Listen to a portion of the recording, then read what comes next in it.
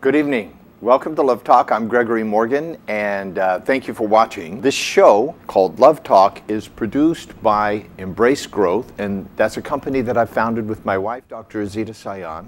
If you're tuning in for the very first time, then what this show is about, called Love Talk, it's about what is love, what are the various manifestations of it, and also, more than that, how does that apply to your life? How does that apply in your relationships? So just take a look in your own life and your own relationships at work as well as at home. See if love is missing. I'd like for you to look at the places in your life where love seems to be missing. Maybe there's places in your life where it was there before and now it's missing. Okay? I believe all of us have places in our lives, either with brothers and sisters, with co-workers, with lovers, with boyfriends and girlfriends, husbands and wives. We all experience this thing called love at some point or another in our life. We're not sure exactly what it is or how to define it. And then when it comes about so mysteriously, because we don't know why or how it got there, it just as easily slips away and disappears, and then we don't know how to get it back or how to create those feelings. It's more than just a feeling, but those behaviors and that environment and the mental attitude of love. So love is so much more than just, a warm, cozy feeling or an exciting sexual charge. Love is so much more than all of the things that we call the feelings of love. And there's been millions of songs and poetry and beautiful words said about love. However, I don't believe that any of them accurately describe love. I believe that anything that is an experience you can only talk about and never actually accurately define. And we're not going to try to actually define it. However, we are going to distinguish various types of love that you may have experienced in your life, and also some of the ways to create having love in your life. Some of it comes from understanding, but understanding won't get you there. You're going to understand everything there is to understand about love, but you may never have the actual experience of love. We're going to talk about love and understanding. In working with understanding today, I think it would be interesting to address some of the differences between men and women, some of the differences in how we develop as men and how we develop as women. I'm going to focus more on men because, for a couple of reasons. Men are very simple. Men are they're not complicated. They're very simple, and for that reason, it's elegant. And so it's easier to understand in a very real way. It's easier to understand a man than it is to understand a woman. I think, the big mystery in the universe is, trying to understand women. And I say that not only as a man, I say that as a practitioner who's been participating in couples counseling, NLP, that's neuro-linguistic programming with both men and women and couples, seminars and workshops about men and women and couples and marriage and dating, and as also the author of something called The 12 Stages of Romantic Relationship, in which I distinguish the various stages of romantic relationships and the stages that they do go through and they must go through, and that if you skip a stage, you find yourself falling back to two previous stages. So for example, if you're in the early stages of dating, flirting and dating, and you jump immediately to being engaged, you will have missed a few steps. And what is absolutely predictable is that you will be back flirting and dating before too long. So you don't want to skip steps, okay?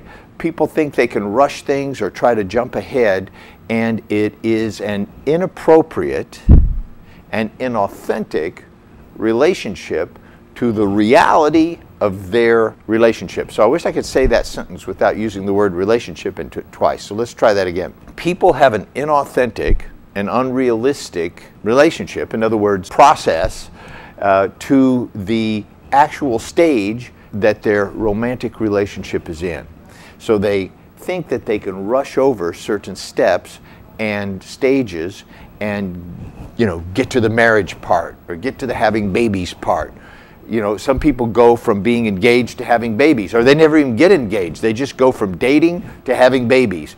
They skip marriage, they skip engagement, they skip all the other stages that are in between. They skip negotiating with the family, they skip negotiating about property and finances and religion and all the things that people need to negotiate about if they want to have children that have both parents living in the same house loving each other for the rest of their lives. If you want your children to have both parents living in the house and loving them for the rest of their life, then there are stages to get to that. So the 12 stages of a romantic relationship is about that.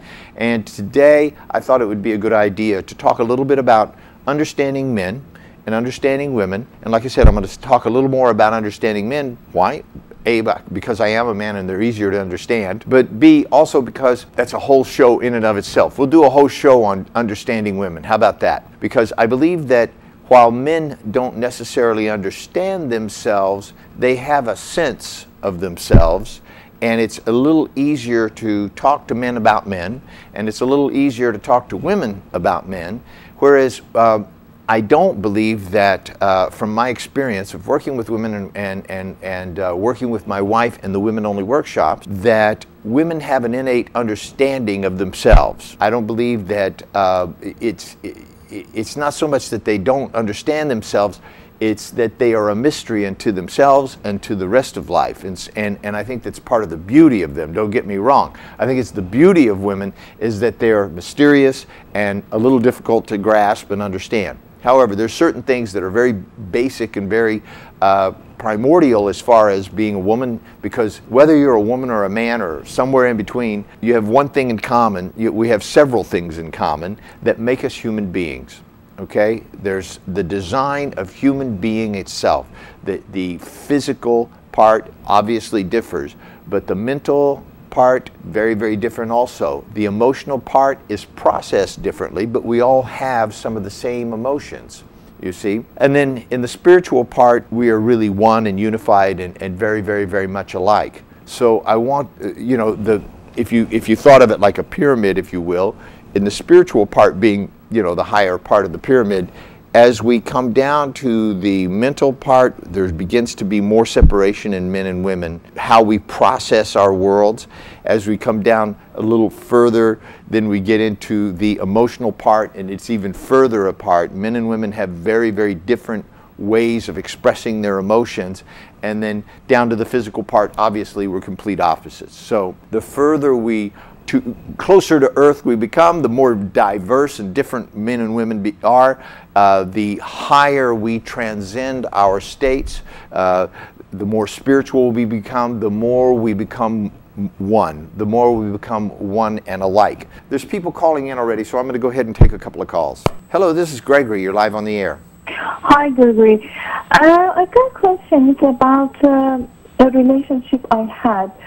Okay. And it's still, you know, although I'm not in that relationship, I'm a friend with that person. And I got problem with this person because, let me just make it more obvious for you. Yeah. The thing is that I used to live with a man for years. And then I realized that this is not the person I want. So I separated. I left him, but still I kept the relationship like a friend, just a friend. We'll come back to that in a minute, but that was your first mistake. Maybe your second, but... Yes, I got a problem. And the problem is that because of his situation of life, he doesn't want to understand or accept that we are just a friend. Whenever he's got problem, financial problem, whatever the problem is, he still get back to me and expect me to be a person like his partner or something. But I try to be polite and keep things diplomatically, but he doesn't understand. But whenever I shout, I say harder words, he understands and he realizes that, I'm not available anymore. But I don't know what's the problem with this person. How you have to to either be that harsh and, No, there's not a problem with that person. Or if you want to be just a normal, polite person, not very nice or soft touch, he doesn't understand and he doesn't want to accept it. Okay, well, I got it. And you think the problem's with him, don't you? Yeah, I think so, but yeah, I think yeah. So. Well, that would be your third mistake. Your first mistake was moving in with a man that you're not married to. Do you know why that was a mistake? Yes, absolutely. But well, do you really? It was certain situation that... Wait. I'm going to ask you just to answer yes or no, okay? Okay. Do you know why it was a mistake? The reason it's a mistake, for those that don't understand, is that you're giving a man all of the privileges of your grace, your beauty, your sexuality, your presence, creating a sensual environment at home, whatever cooking and cleaning you might have done while you were there, that provided a wife for him with absolutely zero investment on his part. It didn't cost, absolutely. He didn't have to buy, 100%. No wedding ring, no marriage, no meeting the parents, no nothing, just got a wife for free. Yes. Okay. And that's why I left. Well, that's why you shouldn't have been there in the first place. But here, now that you left, you made a second mistake. And I talked about this pretty extensively in one of my programs. I believe it was my last week or the week before with another caller. You can't be friends with somebody that you've had sex with. Men and women are not friends after they've had sex. There are stages in relationship, and they escalate, and they don't de-escalate. Do you understand? You don't... It's not like fire and water and ice. Water has got 4 stages. Ice, right? Liquid, gaseous, right? 3 stages. All right? So so something could boil over and become steam, but it can go back to water, right? Human beings aren't like that, okay? You have platonic, meaning no sex, and those kind of relationships are either with your parents, hopefully, your brothers and sisters, again, hopefully, platonic, no sex, your friends. Now, you're trying to call this guy a friend. You don't have sex with your friends, do you? No. Right. You don't have sex with your friends. Then there's sexual partner. This puts you into another stage of relationship, and you can't go back. It's a one-way ticket, especially for women. And I think especially for men. Once you've slept with somebody and once you've had that intimate of a relationship, that's there forever with that person. That'll always be there. So the only choice I've got at the moment is just totally break up. Even if I saw him in the road, I have to turn over my head and say, I don't know you anymore. Well, he keeps calling you as if you're his wife. And I don't blame him, because he got you for free in the first place. So maybe, okay, so the sex part's gone and the living with me part's gone, but maybe she'll loan me $100. Maybe she'll help me get out of my financial disorder, okay? A woman needs to, how old are you, dear? I'm in my 30s, sorry. You're in your 30s. Okay. You're in your 30s. You're in the prime of your life. Women in their 30s are not little girls anymore. They're mature women that are prime for motherhood. Now, I don't know if motherhood is something that interests you at some point in the future. Is it? Yeah, oh yes. Okay. Then now, think about this for a moment. You don't have to think very long. Think about how it's somewhat difficult to find a man these days that is qualified to be married. There may be men that want to get married, or men that think about marriage, or men that you could talk into or manipulate or trick into getting married, but I'm talking about men who are mature to the point where they go, wow, I've got a certain amount of money and time and energy, and I want to share my life with a woman because I can afford to, and let's see, I think I'll take this one. And then he starts to make gestures towards you that says, you're the one that I'm picking to be the mother of my children and my wife for the rest of my life. Will you come and participate in my life? That's kind of rare, isn't it? I wouldn't say it's rare because even this person asked me to marry, but like I told you, because I found him kind of immature, kind of person irresponsible for okay, yeah. wife. All right, I'm just reminding you that at the beginning of this, I said men who are qualified for marriage. Yes. I said there may be men who will marry you or who want to be married, but they're not qualified to be married. Absolutely. Right? He was looking for a mother. He was looking for a mother, and his relationship to you is one of child to mother. How I know that is that he's trying to borrow money from you. How I know that is that he took you into his home and had all the advantages of a wife without ever coming up with, you know, what would be necessary to make that be a lifelong commitment. Yeah. Okay? So he wasn't qualified to be married, and you wisely noticed that and avoided the situation. Okay? For the time, yes, I agree with everything you said. Absolutely, you know, I understand and Yeah. I absolutely agree with you. Just for now, the only choice I've got is just breaking up totally. Well, sometimes it's pretty difficult to do this, and I understand that, but I would recommend that you let him know, look, calling somebody and asking them for money is what you would do with a wife or a family member, and I'm neither one. I'm not your wife, and I'm not your family member. So I suggest that if you need money, A, you either get a job and go get some, like a man does, or you go, if you really are in bad shape and you need some help, ask somebody that would be willing to help you.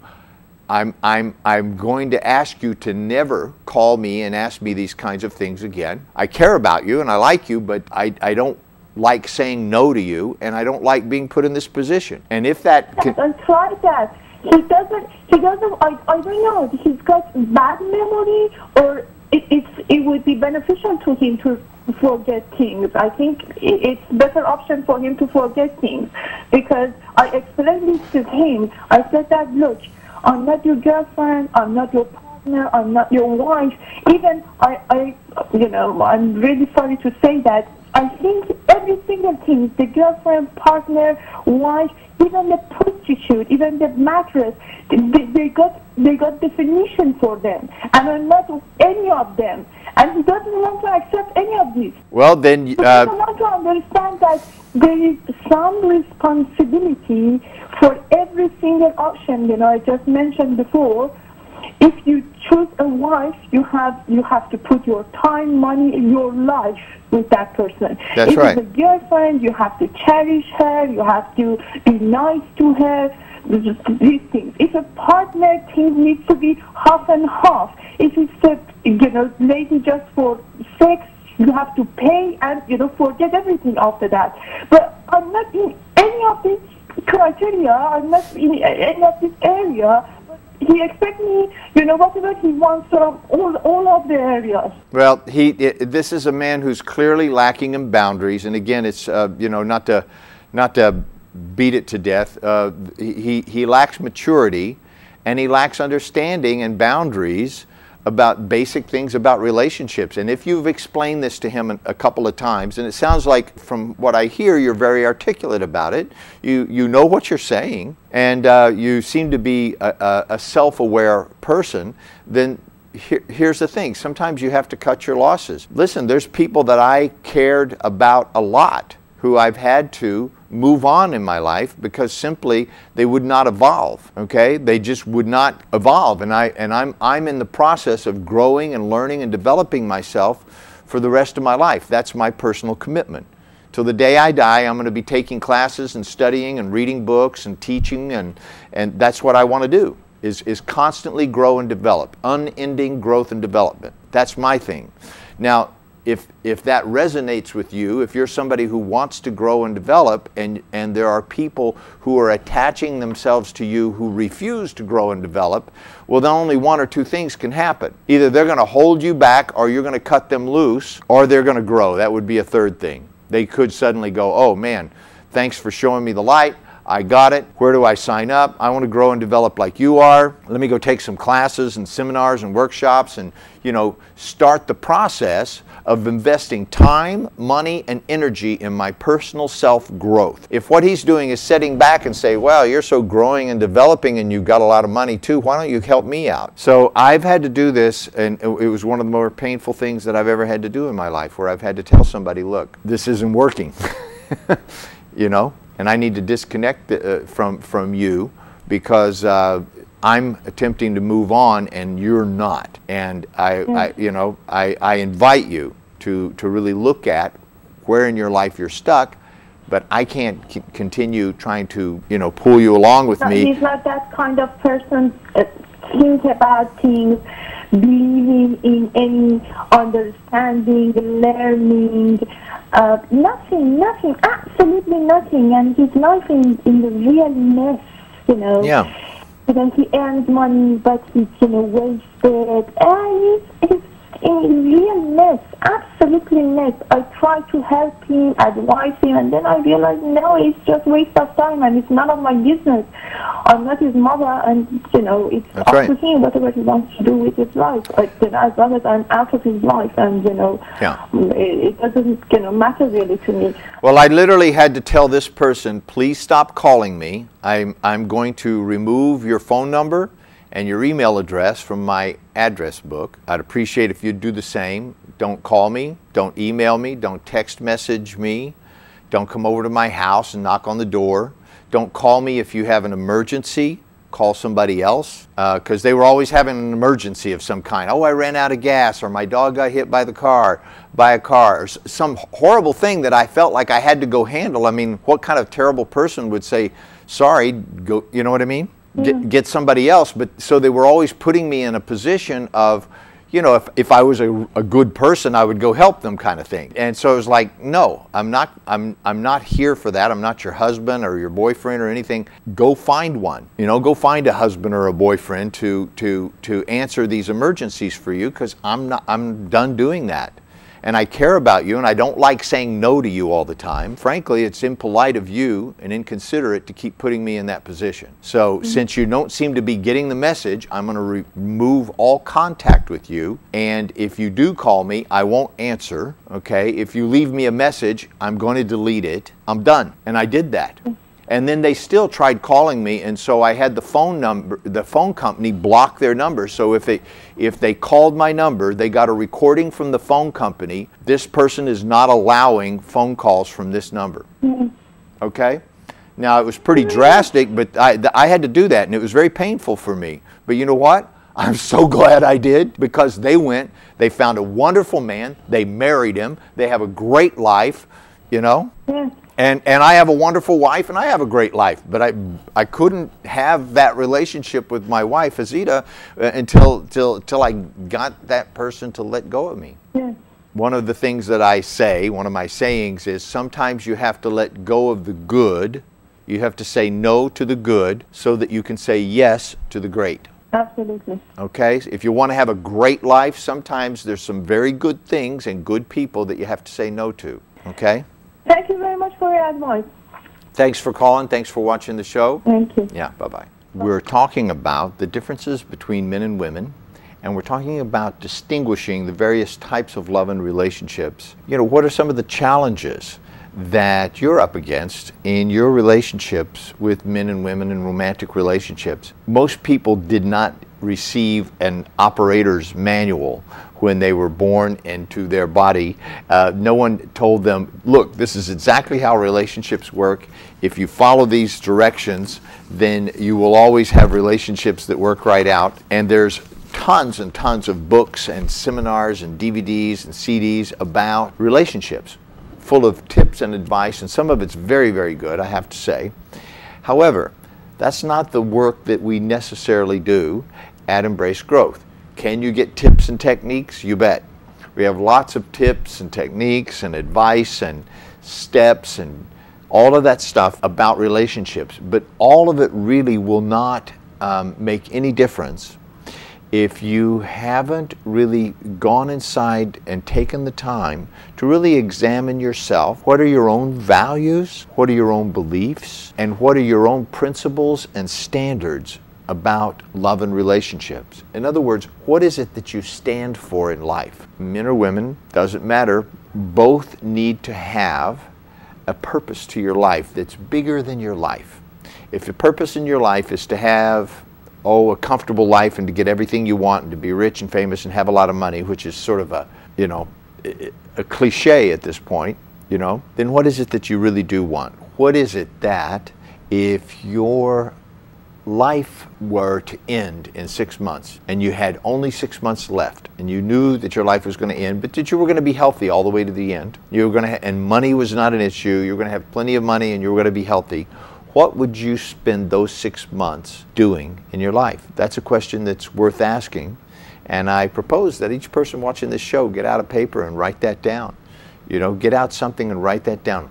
What would I do with my life if I only had 6 more months to live? What would I do? Would you throw it all away? Would you just party? Or would you leave some kind of legacy for future generations? What it is, the purpose of your life.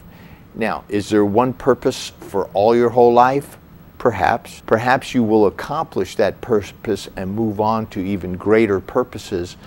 I have seen that happen in my own life, where I've actually fulfilled a purpose in my life that had animated my life for the whole first half of my life, and then once that was sort of accomplished and I was satisfied and fulfilled about that, and I felt that I had sort of gotten the job done, I saw a deeper level of what that was about. My life took on yet another meaning, but a greater purpose that I live my life out of. And so regardless of what happens, good or bad, ugly or pretty, in my life, I just keep moving towards that purpose, knowing that there will be obstacles, knowing that there'll be hardships, knowing that there'll be times when it'll be extremely uncomfortable, knowing that there'll be times when it'll be incredibly rewarding. I'm not in it for the reward or to avoid the discomfort. I'm in it to accomplish something in my life, and it gives my life a direction in which now I have the ability to have relationships that I couldn't have before.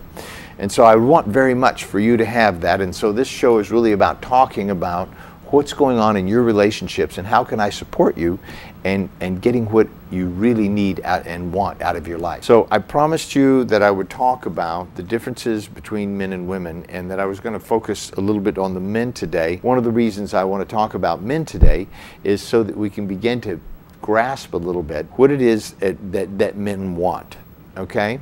What it is that men want, and what do they really respond to in a positive way, and what is it that they avoid at all costs, okay? Really, men want very simple things. First of all, they like to play. We're always talking about how men don't grow up, like men are big kids, and there's a certain amount of that that's true. And it's charming, it's a good thing, it's a happy thing. It's great that men like to play and men like to enjoy each other's company and have a great time. So men like to play. I don't think that women know how to play like men do. Men play in a really outrageous kind of way. What I've been seeing in our culture and in our society lately is women trying to play like men play. And it doesn't work. It doesn't work. Men play rough, men play rude, men play in a very, very different way. So men like to play. On a deeper level, men want to be respected. So it may seem, well, they want to play, but they want to be respected. Well, they want to do good. Men need to do good in order to feel good. So they need to do something in their lives that they feel was a good thing, that benefited other people, it could benefit just one person, but they feel good about that. And men need to do good in order to feel good. When they feel good, they like to play. And they want to be respected for their thinking, for their guidance, for their planning. They want to be respected. So to a man, when he feels respected, he feels loved. For a man to feel loved, he needs to feel respected. I've heard women say, well, I love him, but I don't respect him. No, you don't. If you respect him, that's how you love him. And then the other thing is that men want to be accepted for who they are and what they are. They don't want to be criticized. They don't want to be renovated or reinvented. A lot of women will take men, like my previous caller perhaps, will take on a relationship with a man. He's like a fixer-upper. It's like an old house, or it's like a house that's a little run down or doesn't quite have it together, but they love to fix them up, right? And some women, younger women, and older women too, will take on a guy and fix him up. They want to fix him up. Men do not want to be fixed up. They don't want to be renovated, okay? They don't want to be your construction project. Like, I'm going to make a good man out of you. Now, an honorable man, a man who doesn't need to be fixed up, is wise enough to know that his wife, girlfriend, lover, this person who is wanting to contribute to him, is wise enough to know that he'd be a fool not to take her contribution, not to be contributed to by her contribution. However, if it comes across like criticism, being put down, overanalyzed, something wrong with him and you're going to fix it, he will avoid that, because that's all very, very disrespectful. Remember, men's primary way of expressing love and receiving love is through respect. You respect a man, and one of the ways you respect a man, ladies, if you want to make a suggestion to him, if you want to make a recommendation, if you want to make a request, then here's how you pay respect. Respect is shown through one's actions. It's not some kind of interior feeling that you have, although you may have this feeling, but how you show respect, okay? How you show respect is you don't talk when he's talking, you listen, and then you respond responsibly, okay? If you have a suggestion that you would like to make to him, it goes like this. I have a few things that I would like to talk to you about. Would now be okay? So, you've just stated your purpose and you've asked permission, okay? I have some suggestions or thoughts about XYZ. Would you like to hear them? Once again, you're saying, I have some recommendations or thoughts about a certain area in your life, or something, maybe finances or whatever, that I would like to make. Would you like to hear them? That's asking permission. That is, again, showing respect. You see, you're leaving it up to him to say yes or no, now's not a good time, or something like that. If he says no, I do not want to hear your suggestions or thoughts, then you need to drop it, because then to force anything after no is what's called social rape, okay? Anything after no, whether it's a woman saying no, for whatever reason, ladies, after you said no, do you want somebody to insist or to be pushy? I don't think so. That's called rape, okay? Now, it doesn't have to be sexual rape. It can be mental rape, social rape, emotional rape, okay? These are all valid forms of forcing one's will upon another. So men don't like to be raped either, okay? If a man says, no, I don't want to talk about this, or no, now's not a good time, or no, I don't really want to hear your thoughts and recommendations about my business, about my finance, about how I dress, or about how I drive my car. If he says, no, I don't really want to hear that, then ladies, if you want to have a romantic relationship with a man where he feels loved and respected, that's the time to close your pretty mouth and not offer your infinite intelligence at this time, okay? On the other hand, he may come around and ask you for that. But if you ask permission, I have some suggestions I'd like to make. Would now be a good time? Yes. I have some thoughts that I've been thinking and I'd like to offer them to you, or recommendations. Would you care to hear them? Yes. Great. Now he has given you permission to make recommendations to him. This is not permission to start criticizing him, putting him down, or invalidating him. Men want to feel appreciated. One form of respect, if you will, respect is quite distinct, but one of the forms that it takes is appreciation. You know, men are making little sacrifices all the time in order to be with you. They put aside their own wants and needs and desires. They put aside money. They put aside time. They put aside things that maybe they might want to do in order to please their woman, in order to make her happy, in order to show her care and to show her love. He likes to be appreciated for that. Now, you don't have to appreciate it. You could simply take the gift and never say thank you. But there's all the little tiny gifts of attention that he's constantly giving a woman that he cares about, in order to make her happy, in order to show her love. And a man would like to feel appreciated about that. So if you can respect a man, if you can appreciate a man, you're already well on your way to having him want to stick around, okay? If you think, ladies, that just being sexy or pretty or you know, being a good manipulator, getting him to, you know, I know there's books out there called The Rules, and you know, some of those rules actually are pretty good, but mostly it kind of goes overboard into attempting to manipulate another's behavior so that it makes you happy as a woman. Anytime that you're in the business of trying to manipulate someone else's behavior, you know, so that you could feel better, then you are killing love at that moment. Love is not about control. Love is not about manipulation. Love is not about trying to get somebody to behave in some way that is not natural to them. And so anything called the rules that you know, so many of today's women are so well versed in, the focus is mostly on behavior modification. I want you to shift your focus to respect and appreciation. Respect and appreciation is a lot more authentic and a lot more closer to the heart of the matter when it comes to building an intimate relationship. If all you want is for a guy to show up because he said he would, you could probably use the rules and manipulate him into getting, you know, badger or control, or somehow make him feel bad if he doesn't show up.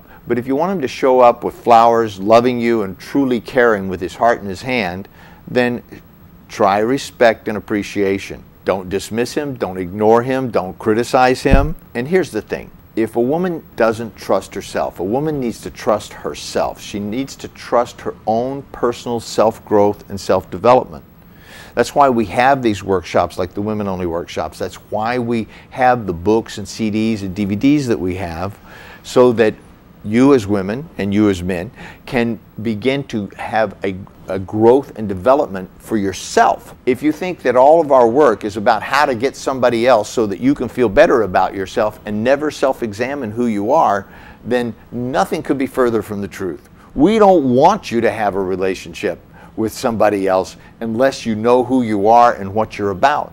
We want you at Embrace Growth. When I say we, I'm talking about me and Dr. Sion and the Embrace Growth team. We want you to have your own personal growth and development, and then bring that joy, bring that wisdom, bring that truly heartfelt spiritual connection to the relationship.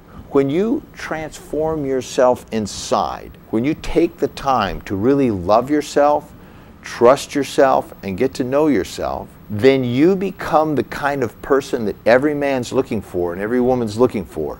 You become that kind of person. Then how much money you have, or what your figure's like, or where you live and all that becomes secondary.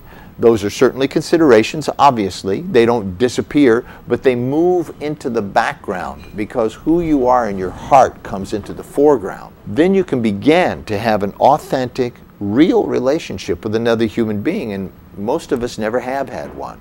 Most of us have had maybe brief moments of connection. In that moment, maybe it was so electrically charged that we couldn't distinguish between the biochemical reaction of sexual chemistry. You know, when you have that reaction, it's very difficult to distinguish what's really love and what's just all my hormones firing and every synapse in my body's firing and I have a tingling sensation. I must be in love. I felt weak in the knees.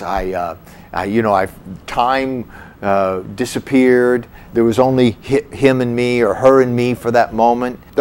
That may very well be a biochemical reaction to your hormones and their hormones going, this person would make beautiful babies. Because we're programmed that way. We're here as a species because we have that innate program in our neurology. Hardwired, comes with the package that you're in. Okay? Whether you're a man or a woman, you have a hardwiring that is designed to have you scan and lock onto, you know, somebody who would be a genetic match for you, and zero in on them. Unfortunately, when that's happening, your reasoning mind gets eclipsed. The reasoning mind gets eclipsed, especially for women, I have to say. The more crazy you are about him, there's a reason we say I'm crazy about him. You're truly crazy at that moment. You get crazy, you know, and meaning not using good sense, not making sane decisions, not looking forward into the future in a way that could actually be connected with logic. Okay, so yeah, you go a little crazy. Men go a little crazy too. They fall in love with women in very much the same kind of way. However, it's over for them a little faster. If it's not real love, then it's kind of, you know, once it's been sexually fulfilled, then they go, oh, where's that wonderful feeling I had just a few hours ago? It's over pretty quick if it's not love. When it's love, then that will truly eclipse the sexual thing may be there, but it'll be more in the background, and the heartfelt connection, the spiritual connection, will be more in the foreground. So ladies, you want to become the kind of woman who will trigger, who will entice, who will call forth the higher nature in a man. Dressing as sexy as you can and showing as much of your body as you can to get him interested sexually, I'm sorry, that does not call forth the higher nature in mankind. That calls forth the biochemical, biological nature. You know, give any man a sexy enough image in his mind, and he will respond to that in a sexual way. It doesn't necessarily mean he's in love. It doesn't necessarily mean he has a spiritual connection. And I think that that's the difference, you see. Women, ladies, because your biology and your body is such that sexuality happens inside of you. It's very intimate. And for women, it is more life-threatening than it is for men. Now, I know that sounds weird to say that sex could be life-threatening, but it's true. If you had a disease, if even pregnancy could be life-threatening to both you or to the infant. It's life-threatening on another way, on a social way, because you change state from being, well, in one case, from being a virgin to being not a virgin, so you changed your status there in that sense, but also from being not pregnant to pregnant. That's a change of state for sure. But the other thing is from being single and available to being a mother. It's a state change. In other words, for women, it's a much more serious proposition to have sexuality is a much more serious proposition. And for that reason, women have developed over the billions of years to be more selective. And then that selectivity, that careful choosing, if you will, has given them a sort of higher moral ground, a higher ethical ground. They're less inclined to go with a lot of different men unless something has shifted in her and now she wants to have sex like men do. And I'm not saying that that's a good thing or a bad thing. However, it doesn't necessarily work out for the woman. She may find herself alone. She may have sex with a lot of men and then at the end of her life find herself alone in her life. Men, on the other hand, are designed to impregnate as many eggs as they can before they die. That is their natural genetic underpinning, if you will, and that is hardwired into their system. So men are looking for having sex available for the least possible price, the least possible expenditure of time, of money, of energy or resources. In other words, how do I get sex and spend the least on it? The motivation for sex, just sex, is totally different for men and women. The motivation for having a long-term committed relationship is very, very high for women. Why? Because there will be a time, if this is fulfilled, there will be a time where they will be pregnant, delivering a baby, nurturing a baby, and growing that baby to a state where it could become independent. So that's a long period of time. It can be a couple of decades okay? That's a long commitment, and back in the beginning, people only used to live 30 or 40 years. Back when human being was first developed, human beings, 45-year-old, you were an old person and you were ready to die. People used to have children younger. Staying together for a lifetime wasn't that big of an issue because your life wasn't very long. Now everything's changed. Everything has changed. Now we live to be 70, 80 years old. The children grow up and have children, and those children have children by the time you're dead. And so there's a whole another type of relationship that is called upon. And a long-term, lifelong relationship between a man and a woman, it takes a kind of growth and development that is a personal kind of growth and development. In other words, you need to trust yourself. You need to know what your life is about. You need to be moving in the direction of fulfilling your life. Today, you know, if in the past people used to die at 40 or 45, today, for a lot of us, life is just getting started. Today, we are seeing people who are in their late 30s and early 40s who are still interacting and dealing with life, dating and stuff, like as if they were in college or high school. They haven't moved on to the next stage. They got stuck someplace. They got regressed at some place in their life that they were supposed to move past, and they're still there. I believe a lot of that has to do with the television shows and the movies and the books and the songs. In other words, the cultural celebration of youth. Nobody wants to, nobody's celebrating midlife. Nobody's celebrating being older and mature. Nobody's celebrating the absolute beauty of being a mother or a father. Nobody is really celebrating providing leadership in the community and actually being somebody of value that makes a difference in people's life. You don't see anybody really celebrating that, you see. Mostly what people are celebrating is unabashed, unbounded, undisciplined, if you will, partying, smoking, drinking, drugs, sex with a lot of different partners. Fine. I lived through that in the 60s, okay? I'm a child of the 60s. I had all of that in my life during the 60s. I wouldn't want to have it any other way. I certainly have no regrets. I saw how that turned out for a lot of people from my generation. You know, there's a lot of people from my generation who moved on to grow and develop, and many, you know, this generation is leading corporations and companies and countries all over the world. So it grew, it developed, it became something else. What we're seeing now, I don't see these people even growing past a certain stage of party time. Or the other thing that I'm seeing, and a lot of it I'm seeing in the Iranian culture, is people getting married too soon, like they're still in their 20s. Brain scientists tell us that your brain isn't fully developed until you're about 24 or 25 years old. You're not an adult until your brain's fully developed, as far as I'm concerned. Okay, you know, an adult isn't like, you know, what's on your driver's license. An adult is when you're fully developed, a mature human being, fully functioning adult. That's what it means to me to be an adult. It means you're in charge of all of the facilities that make your life work. You know, you're mentally capable, you're emotionally stable and capable and mature, you're spiritually connected to something or someone.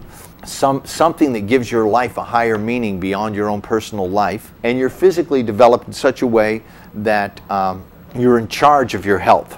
In other words, you know, it doesn't mean you don't ever get sick or you don't have any illnesses or anything like that. I think there is a point where you need to sort of take charge of your health. I recently took charge of my health again. I've been a dancer and a martial artist all my life, and so I was always in pretty good shape. And then over the last, I don't know, I'd say 10 years, I focused on my work and I focused less on my physical body. And, you know, I just figured it would maintain itself because I'd worked out for so many years and was so athletic that there would be not a problem. I just recently lost 25 pounds. I don't know if you can see it in my face, but anyhow, I did. And I feel great, and I feel like I'm taking charge of my life again. I realized that as an adult, there was something that I needed to take charge of, something I needed to be responsible for, and I was being irresponsible by assuming, I've used this metaphor before, it's like thinking you could clean your house and get it so clean you wouldn't have to clean it anymore. I kind of did that with my body. I worked out my body and I got in such great shape that it's kind of like I didn't feel like I needed to work out anymore. you know, so I'd go 2 or 3 times a week or something like that, but not really work out or try to take care of my body or my diet. So I'll come back to men and women in relationships. There's a part of being a person that would attract your partner into your life that has to do with being physically well. Okay, you can have all the money in the world, you can be all spiritually developed and you know, meditate and all of that stuff. You could have your finances in order and all that sort of thing. But if you're physically not well, well, then you're in no position to have a relationship that would last a lifetime, because at some point you are going to become detrimental. Your health will become detrimental to that relationship. There is a deep-seated feeling of honor in men. When men don't live an honorable life, they suffer and they cause other people to suffer. Men that are not living an honorable life are toxic to themselves first and then to society as well, because they are violating who they truly are. And integrity is simply the practice of practicing honor and noticing when you've gone out of honor and bringing that back. In other words, what is integrity? What is honor? And bringing yourself back to that. Once a man masters honor and integrity, then he's mastered himself. If you want to control your life, if you want to control your finances, your health, your spiritual life, your mental capacities, then you must first master yourself. When you've mastered yourself, you will notice that life begins to unfold very easily. Your life becomes simple. It becomes easy. It becomes joyful. And you begin to be able to be counted on, and you have the respect. First of all, the self-respect. You begin to respect yourself. Others will instinctively give you the respect that you've always deserved, because you will become the kind of person that people know you're a force to be dealt with. You're about something that is greater than your own life. It's a journey of the heart. It's a journey of a hero. The most difficult, many men have mastered something in their life. They've mastered how they do their business, or they've mastered a sport, or they've mastered being a surgeon. One of the things that we all have in common, regardless of where we stand or what age we are, is that as men, we really do seek to be honorable. And so in a society that is pulling for dishonor, a society that is pulling for the fast, easy way, a society that doesn't respect honorable men, really, and a society that expects you to be dishonest or to do the easy way. In a society that is pulling for dishonor, the greatest battle, the hero's battle, if you will, the hero's journey, is to live a life of quiet honor and integrity, and to master yourself. You master yourself and you will master your world. Please contact us at embracegrowth.com. You can call the office, or you can go on the website. I look forward to speaking with you. Thanks for watching the show. I'll be back here again next week on Love Talk.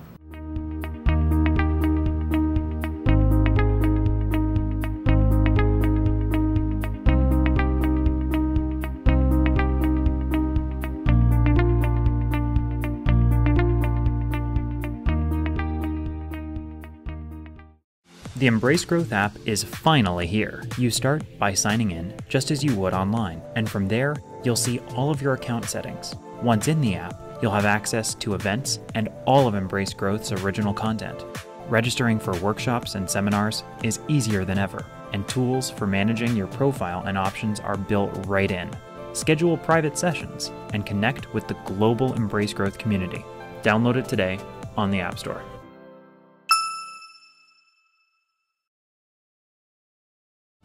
Welcome to the all-new embracegrowth.com. You'll have access to all the content you love at the click of a button. Videos of seminars, events, and the ability to sign up for workshops. Direct access to digital downloads right from your mobile devices. Stay in the know and see our latest graduate events. Watch your favorites anytime, anywhere. Visit us today at embracegrowth.com. از این پس برنامه دنیای عشق رو از جم USA روزهای جمعه 9 شب، شنبه 11:30 شب، یک شنبه 1:30 ظهر و دوشنبه 8:30 صبح به وقت لس آنجلس دنبال کنید.